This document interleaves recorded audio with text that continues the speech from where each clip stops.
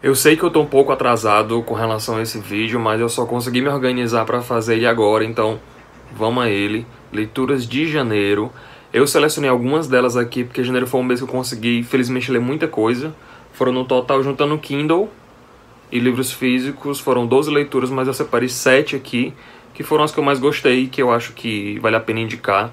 E vamos a elas então. A primeira foi o livro de janeiro da Tag, A Velocidade da Luz, do Javier Cercas.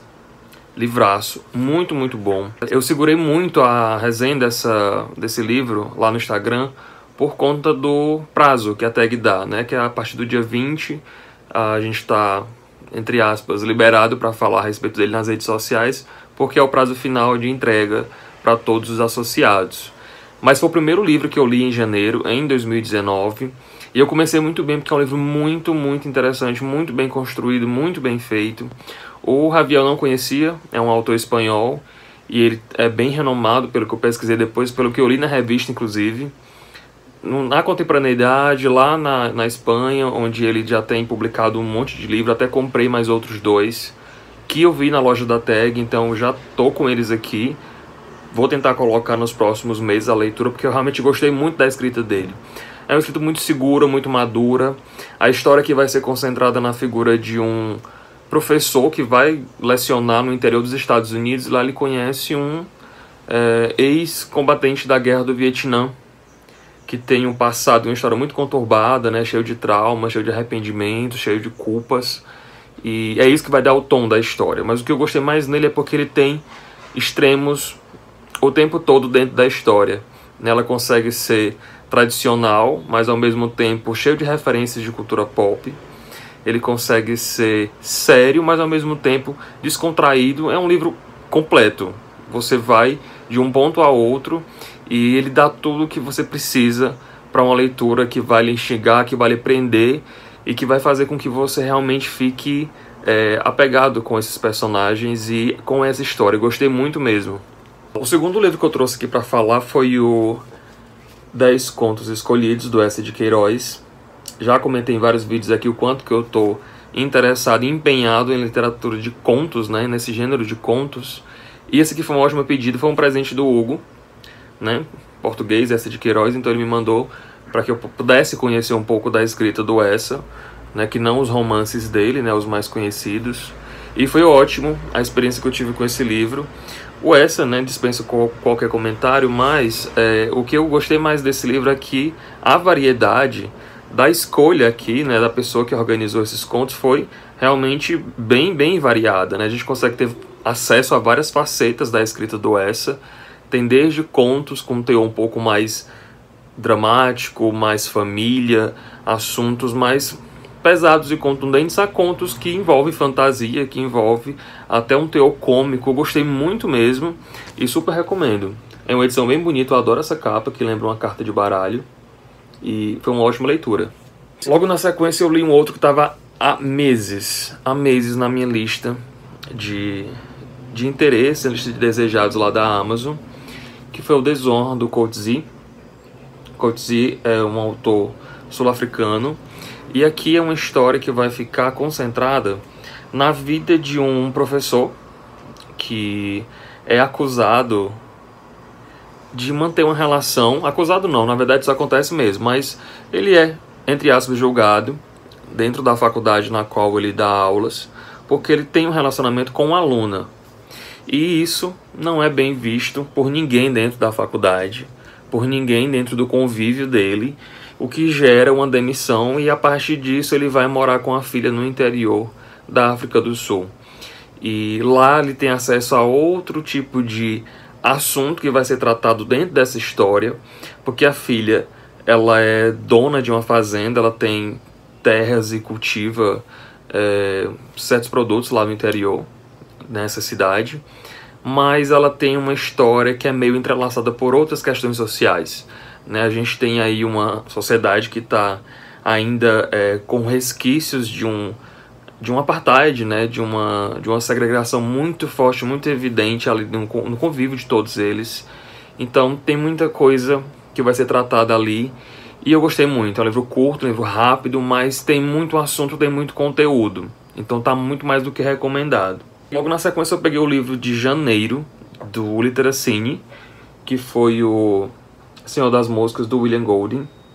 Confesso que eu não gostei tanto assim desse livro, mas eu entendo por que tem tanta gente que é fãzaça dessa história. Aqui a gente vai ter a história de um grupo de meninos, né? Todos são homens, são crianças que sobrevivem a um acidente aéreo numa ilha, né? A história já começa eles dentro dessa ilha, sozinhos, sem nenhum adulto, e a gente vai entender como eles se organizam socialmente, politicamente, para poder sobreviver ali dentro, né? E tentar fazer com que eles sejam resgatados. Então a gente vai ter duas pontes ali, duas partes fundamentais e completamente opostas e dicotômicas que se embatem na figura de dois personagens. E é legal, né? Surgem algumas discussões importantes, relevantes, mas o meu problema com esse livro foi que eu achei... ele tem uma possibilidade sim de discussão, mas eu achei tudo muito raso, tudo muito superficial. E eu esperava outra coisa, eu esperava algo mais denso, mais elaborado, e não foi isso que eu encontrei. Eu vi mais ele como uma história de aventura, uma história de meninas tentando sobreviver numa ilha. Entendo, como eu disse, as pessoas que gostam e que veem outros assuntos e questionamentos ali dentro. Eu acho até que uma leitura conjunta dele deve dar muito pano pra manga, e com certeza muda a experiência da pessoa que está lendo, mas eu lendo sozinho não gostei tanto assim. Vi o filme também, mas não gostei do filme. O filme mais recente, eu sei que tem algumas versões. Enfim, né? Leia e tire suas conclusões. O próximo, na verdade, foi outro completamente diferente. Se o Senhor das Moscas eu já não tinha gostado tanto, esse daqui eu fiquei apaixonado pela escrita do autor, pelo livro. Inclusive já fiz a solicitação de outro livro dele, que tá para chegar. Eu tô falando do James Baldwin, com o Quarto de Giovanni. Esse daqui foi a leitura também de janeiro do Clube do Starnone, que é o clube que eu mantenho com a Bárbara, do Beijo Barbárie, e o Matheus, o literato brasileiro, lá no WhatsApp. Livrão, livraço, livraço, livraço, livraço. Eu acho que de todos aqui, A Velocidade da Luz, do Javier Cercas, e esse daqui foram os que eu mais gostei, com certeza. A história de um cara que está vivendo em Paris, né, um americano que mora em Paris, que tem uma história não muito boa com a família dele. Família, leia-se a tia e o pai, que ele não tem boas relações. E ele vai tentar a vida em Paris, vai tentar refazer a história dele em Paris, e lá ele tem uma série de amigos que tem uma vida bem diferente da dele. Vida parecida com a dele em termos de como encarar, né, o cotidiano e a rotina, mas tem diferenças assim bem gritantes, porque o posicionamento do protagonista, que não é o Giovanni, e dos outros personagens que estão no entorno dele são parecidos, mas diferentes. É difícil de explicar, mas é exatamente assim.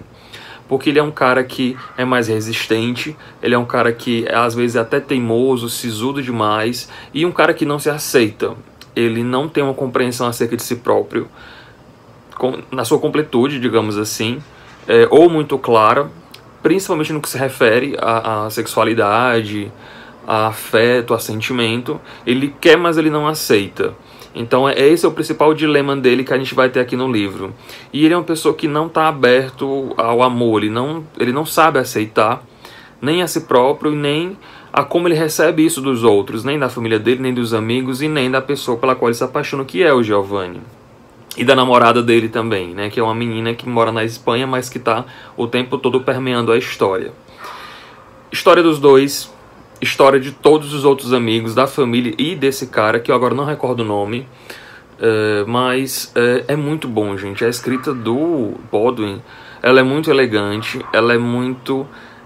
ela não é rebuscada, mas ela tem uma finesse, ela tem uma sofisticação, que eu acho que é do autor mesmo, porque eu já vi comentário de outras pessoas que leram outros livros dele, todos são muito parecidos em dizer o quanto que é uma escrita elaborada, é uma escrita muito bonita e assuntos importantes sendo discutidos. Então quero ler tudo do Baldwin que eu puder, e recomendo demais esse daqui, que talvez tenha sido a melhor leitura de janeiro. Logo depois eu peguei um outro que eu sempre tive curiosidade nessa série de livros, do autor da região onde se passa a história, da região da qual o autor, na verdade, nasceu. Eu tô falando do Karl Ove Knausgaard, que é esse cara aqui. É um autor norueguês. Esse é o primeiro volume da série Minha Luta, um volume de 6 livros, A Morte do Pai. Muito bom mesmo. Algumas pessoas me disseram que não tinham gostado desse livro, muitas pessoas, mas eu gostei tanto, que eu já comprei o segundo livro e com certeza eu vou comprar todos os outros, porque eu quero dar continuidade. Esse é o tipo de livro que eu sinto falta do ambiente, eu sinto falta dos personagens, coisa que me aconteceu com A Amiga Genial da Helena Ferrante, por exemplo. Eu li o primeiro livro da Amiga Genial e depois que eu terminei, acho que um mês depois eu comecei a sentir falta daquele universo, daquele ambiente, fui ler o segundo e já tô com os próximos também aí meio que engatilhados pro restante do ano. Esse aqui aconteceu uma coisa muito parecida, eu sentia falta daquele ambiente, daquelas pessoas, do frio, da solidão, daquele local meio inóspito, meio vazio, mas muito cheio de outras coisas. Aqui a gente vai ter a relação, pelo menos nesse livro aqui, do nosso protagonista com a família, mas focando sempre na história do pai, do irmão dele, das outras pessoas que estão ali próximos a ele. É muito bom, é uma história muito simples, é como se fosse crônicas do dia a dia, né, desse menino que começa a história com ele criança, e à medida que ele vai crescendo, então as coisas vão tomando uma nova roupagem, um novo formato, e isso que vai dar o tom da história. Como eu falei, coisas bem simples, bem cotidianas, bem rotineiras, mas é isso que me atraía mais para saber o que é que gerou talvez esse dilema dele com o pai. O assunto da paternidade, eu acho que eu já falei em outros vídeos, é algo que me interessa muito, e foi isso que me trouxe a esse livro, né? O título eu achei bem curioso, bem instigante, então quero com certeza dar continuidade nas próximas publicações dessa série de livros. Eu super recomendo, de verdade. Gostei muito, quero continuar assim. Logo depois, o último, na verdade, que eu trouxe para falar aqui, foi um livro de contos também, de uma autora que eu já gosto muito, e também é outra que eu quero ler tudo, e já li algumas coisas, sempre gostei de tudo que ela fez, que ela produziu. Até agora não me desapontou em nada. Eu tô falando da Chimamanda com No Seu Pescoço. São, acho que 9 contos ou 10, e todos muito bem construídos. É impressionante a capacidade que essa mulher tem de narrar uma história, de contar uma história e de fazer com que ela tenha tanta informação, tanto conteúdo, que é praticamente um romance. Cada conto dela aqui daria excelentes romances e todos têm uma pegada muito forte de crítica social, de apontar defeitos, apontar justificativas e responsabilidades, até mesmo nas costas do leitor. E a gente consegue se ver muito aqui dentro, apesar de ser todos eles histórias que são baseadas na Nigéria, que é onde ela nasceu, onde ela foca todo o conteúdo dos contos que ela traz aqui, e também dos Estados Unidos, que é um ponto fundamental e muito importante, sempre presente nas histórias da Chimamanda, né? Esse caráter da imigração, de não pertencer ao seu lugar e ter que buscar a vida em outro. Muito bom, super recomendado. E tenho agora o próximo que eu vou ler dela, é o Hibisco Roxo. Já ouvi maravilhas a respeito dele, tenho certeza que eu vou gostar. Foram essas então as minhas leituras mais recomendadas do mês de janeiro. Tem outras também que eu li no Kindle, que eu lembro de cabeça aqui. Capitães da Areia, do Jorge Amado, gostei muito. A Chave de Casa, da Tatiana Salem Levi, eu também li no Kindle. Adorei muito, dei 5 estrelas. Foi uma das melhores leituras também de janeiro.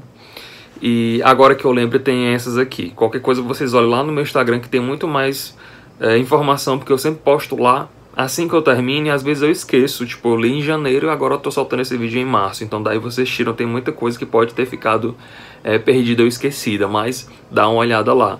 Os links estão lá embaixo. O link não, na verdade o usuário, né, tá no box da descrição. Faz um comentário aqui se você quiser, se você já leu algum deles, o que é que você achou, se você gostou ou não, se a nossa opinião ela tá parecida ou tá completamente divergindo uma da outra. Obrigado por ter assistido, avalie o vídeo e até mais.